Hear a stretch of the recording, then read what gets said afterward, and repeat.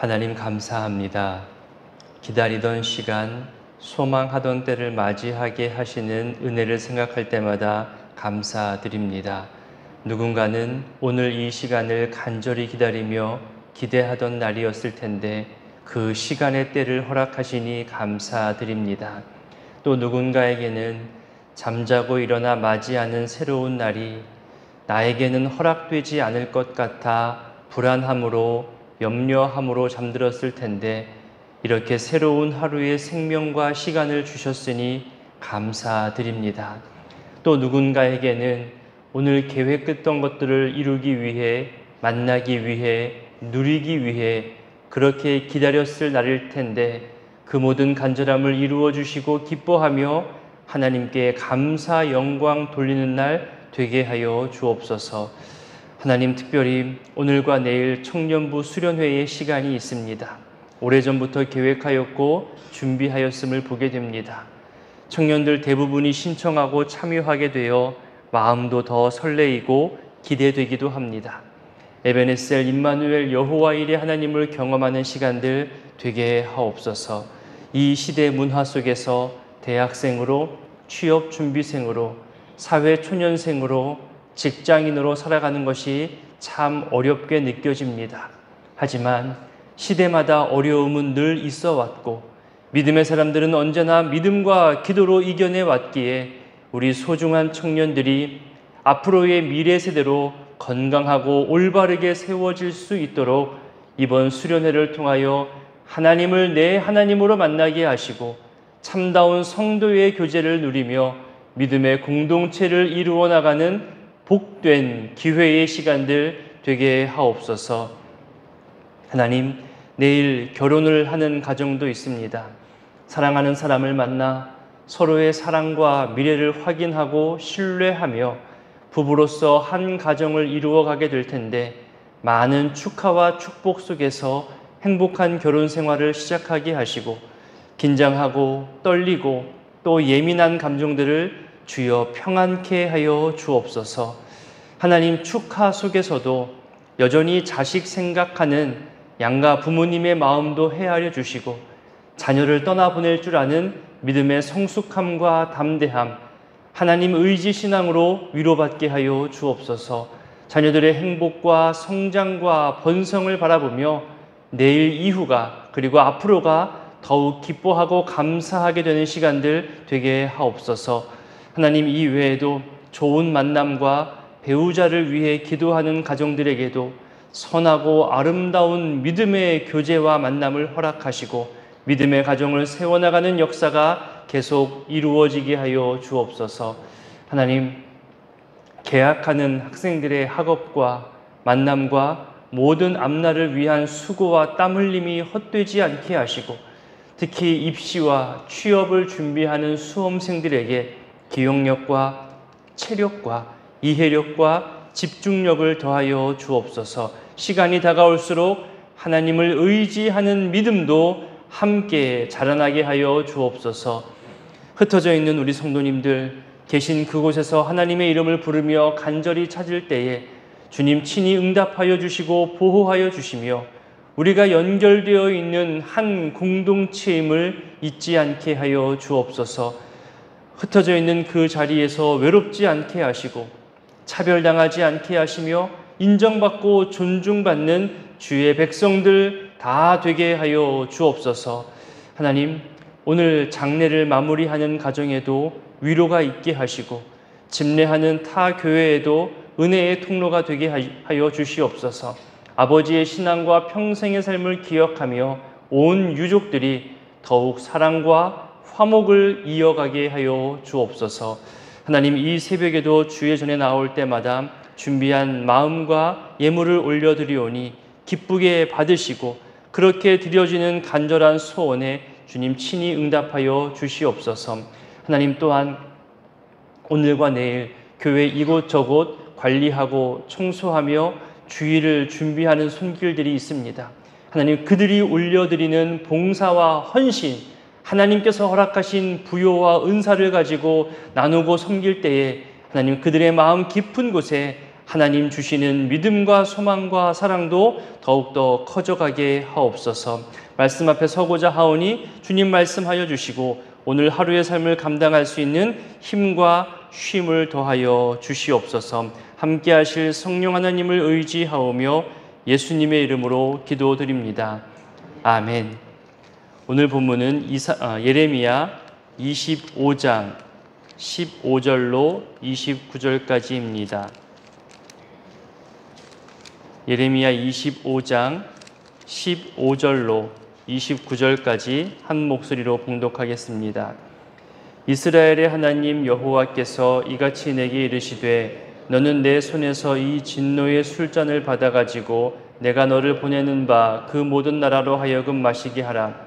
그들이 마시고 비틀거리며 미친 듯이 행동하리니 내가 여호와의 손에서 그 잔을 받아서 나를 보내신 바 그 모든 나라로 마시게 하되 예루살렘과 유다 성읍들과 그 왕들과 그 고관들로 마시게 하였더니 그들이 멸망과 놀램과 비웃음과 저주를 당함이 오늘과 같으니라.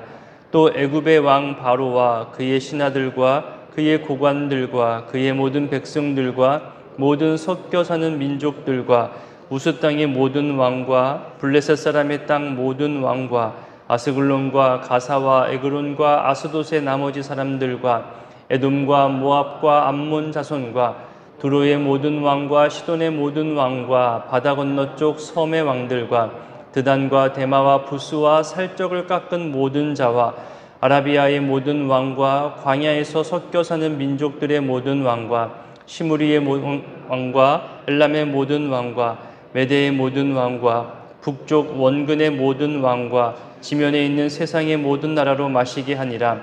세삭 왕은 그 후에 마시리라.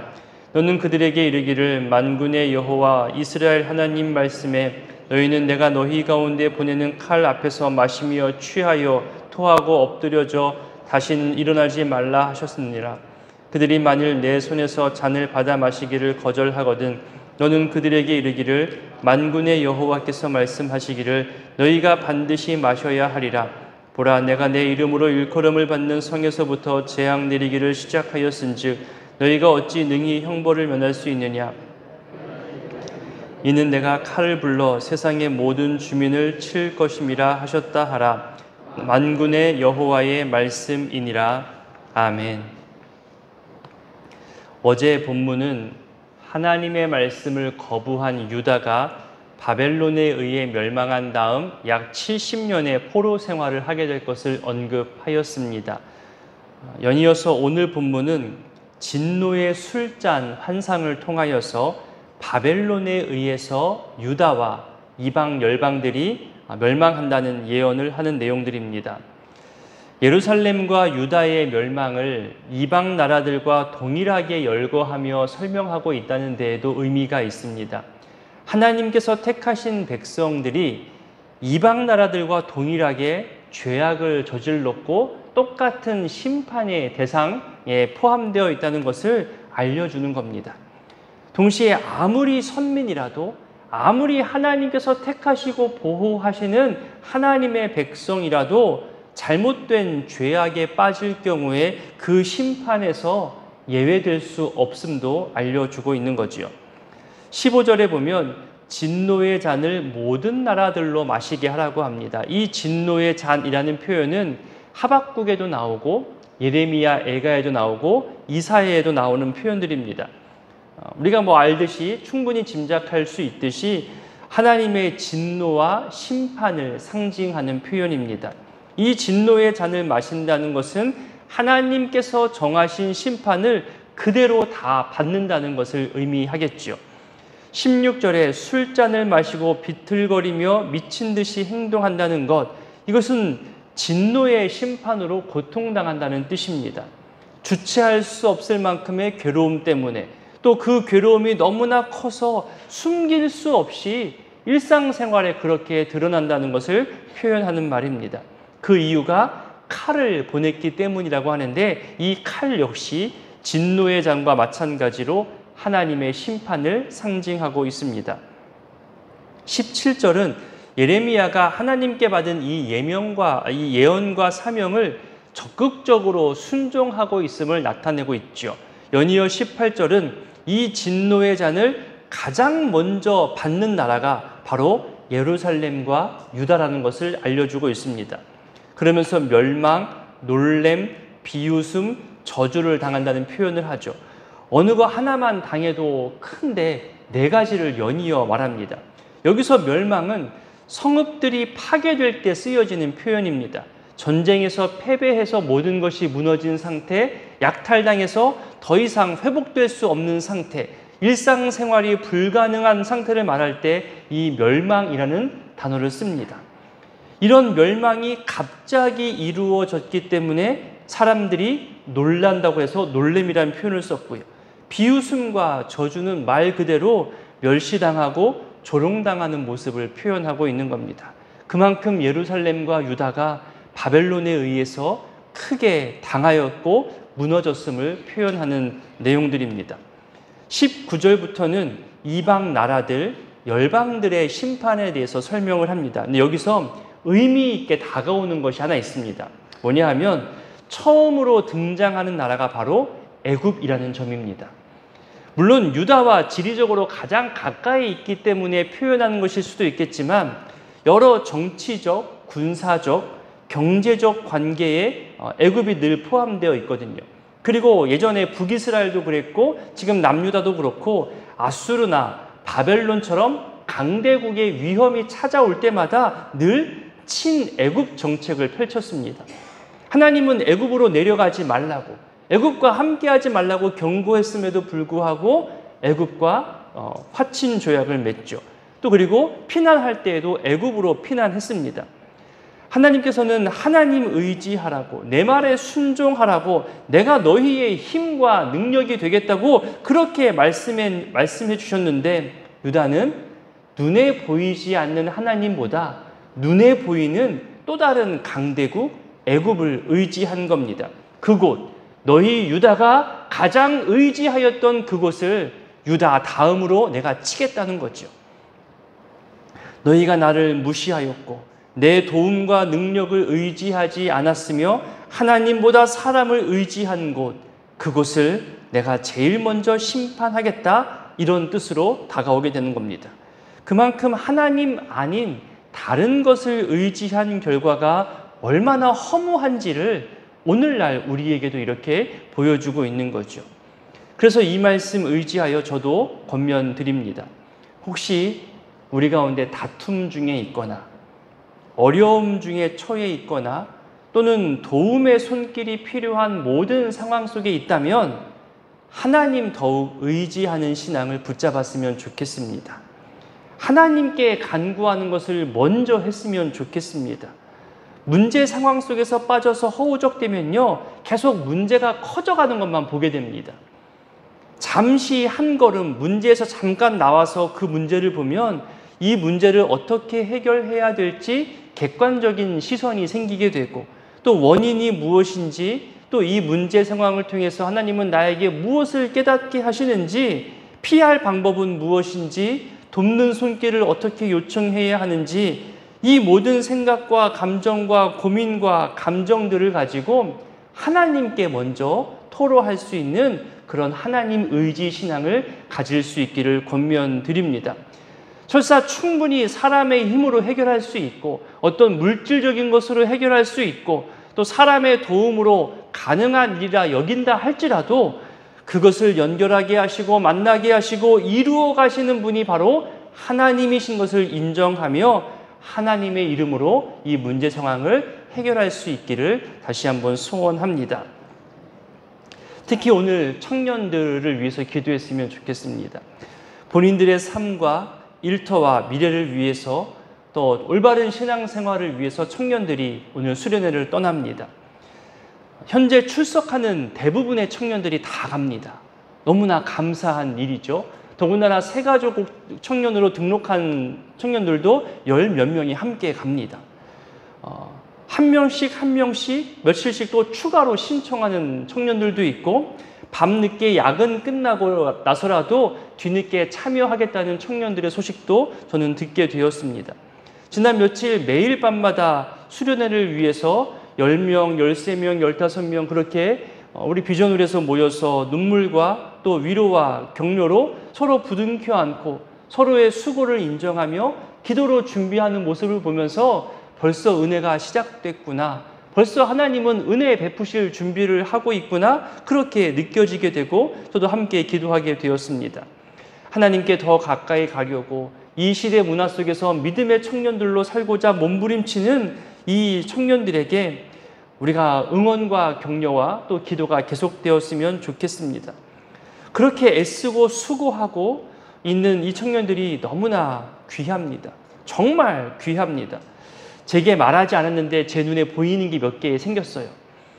말하기가 좀 그렇지만 예상했던 인원보다 사람이 더 많이 가요.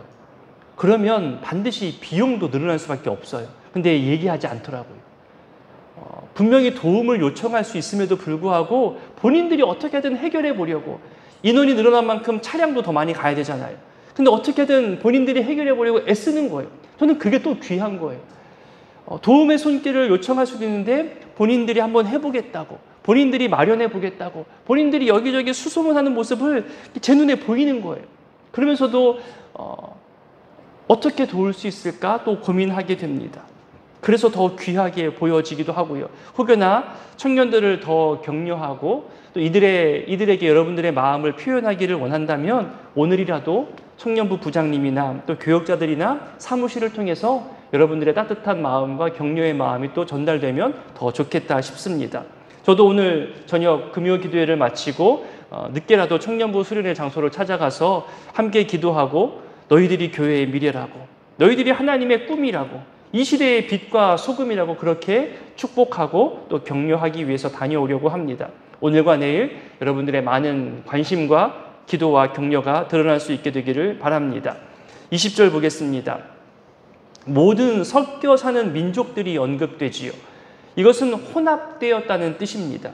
피가 섞여서 혼합되었다는 뜻도 있고 토착 민족 외에 이방 민족들을 말할 때에도 혼합이라는 단어를 씁니다. 이들이 애굽 다음으로 언급되어 있다는 것을 볼 때 이렇게 해석할 수 있겠습니다. 애굽의 통치권 아래에서 살아가는 또 다른 이방 민족. 그러니까 애굽의 통치권 아래 살아가고 있지만 애굽 본토 사람 외에 다른 이방 족속들로 해석할 수 있는 거죠. 왜 이런 해석이 가능하냐 하면 옛날 이스라엘이 출애굽할 때 이스라엘 민족만 출애굽한 게 아니잖아요. 거기에 보면 잡족이라는 표현이 나옵니다. 잡족들이 이스라엘과 함께 출애굽해서 동행했다는 표현이 나와요. 그때 쓰여졌던 잡족이라는 단어가 여기 쓰여지는 혼합과 같은 단어입니다. 그래서 애굽 통치 아래에 있었던 다른 이방 족속들로 이렇게 해석할 수 있습니다. 그러니 애굽이 심판당하여 멸망할 때 그 영향력 아래에 섞여 사는 이들 민족들까지도 심판을 당해 함께 무너지게 된다는 거죠. 그러니까 멸망할 것들, 우상들, 그런 것들에 기대어 사는 사람들은 함께 멸망한다는 것을 지금 경고하고 있는 겁니다. 그러니 유다는 그러지 말아야 되는 건데 앞서 말씀드린 대로 여호와 하나님을 의지하지 않고 이들 섞여 사는 민족들처럼 애굽의 영향력으로 먼저 들어갑니다. 애굽을 의지했기 때문에 함께 망하게 되는 거죠. 결국 여기서도 하나님은 우리에게 알려주는 겁니다. 여호와 하나님 외에는 안전한 피난처가 없다. 이것을 다시 한번 강조하고 있습니다. 계속해서 여러 열방들이 등장합니다. 그중에 좀 눈여겨볼 곳이 몇 군데 있는데 먼저 21절을 보면 에돔과 모압과 암몬을 따로 언급하죠. 에돔은 우리가 잘 알듯이 야곱과 쌍둥이였던 에서의 후손들입니다. 형제 나라고 같은 피를 가진 나라잖아요. 하지만 그들은 이스라엘을 향해 공격적이었습니다. 그리고 이스라엘을 괴롭히고 공격하는 다른 이방 민족들에 대해서 방관하거나 오히려 그 민족들을 편들어주는 그런 역할들을 했습니다. 모압은 우리가 알다시피 아브라함의 조카 롯의 후손들이죠. 딸들과의 관계를 통해 시작된 족속입니다. 이것도 하나님을 의지하지 않아서 생겨난 민족이잖아요. 그 딸들이 더 이상 이제 우리 민족이 번성할 수 없겠다. 우리 민족이 여기서 대가 끊기겠다 여겨서 아버지를 술 취하게 하고 아버지와의 관계를 통해서 자녀를 낳은 것이 모압과 암몬이잖아요. 그러니까 하나님께서 이어가게 하시는 하나님 신앙이 아니라 사람의 방법을 통했고, 그건 역시 소돔과 고모라 문화를 통해서 배운 거잖아요. 하나님께서 그 모든 것을 지금 다시 한번 언급하면서 하나님 의지하지 않고 범죄에 빠지고 우상 숭배와 우상 문화에 빠지면 어떻게 되는지를 보여주고 있는 겁니다. 또한 이 모압 족속은요, 우리가 지난번 새벽 때 민수기 때 보았던 것처럼 이스라엘 백성들을 유혹해서 죄에 빠지게 했던 그런 족속이기도 합니다. 이 민족들은 여기서 지금 잠깐만 언급되지만 예레미야 후반부에 가면 이 에돔과 모압과 암몬은 더 자세하게 어떻게 심판당하는지를 더 구체적으로 언급하게 됩니다. 23절에 보면 좀 생소한 표현이 나오죠. 살적을 깎았다. 여러분, 살적이 뭔지 아시나요? 살적이 무엇이냐 하면 예레미야에 몇 군데 나와요. 한 3군데, 4군데 살적이라는 표현이 나오는데, 이 눈 옆에서부터 귀 주변까지 이루는 부분들, 흔히들 구렛나루라고 부르는 그 윗부분, 조금 더 쉬운 표현으로는 귀민머리라고도 합니다. 레위기에 보면 이 머리깔을 둥글게 깎지 말라는 표현이 있어요. 그리고 이 수염 끝을 손상시키지 말라고, 그 머리를 함부로 깎지 말라는 그런 표현들이 레위기 규정에 나옵니다.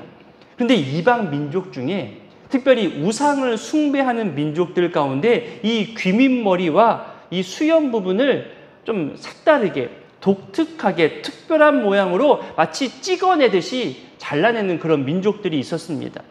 그래서 그런 표현을 쓸 때 살적을 깎았다고 표현하는 겁니다. 이스라엘을 향해서 할례받은 민족이라는 독특한 표현을 쓰잖아요. 할례받은 민족 하면 곧 이스라엘이고, 이스라엘 하면 곧 할례받은 민족이라는 거의 동일한 표현이 있습니다. 그런데 그런 것처럼 이방 민족 중에 이렇게 독특한 머리 스타일 때문에 한 민족의 이름이 살적 깎은 민족, 이렇게 표현되어진 거죠.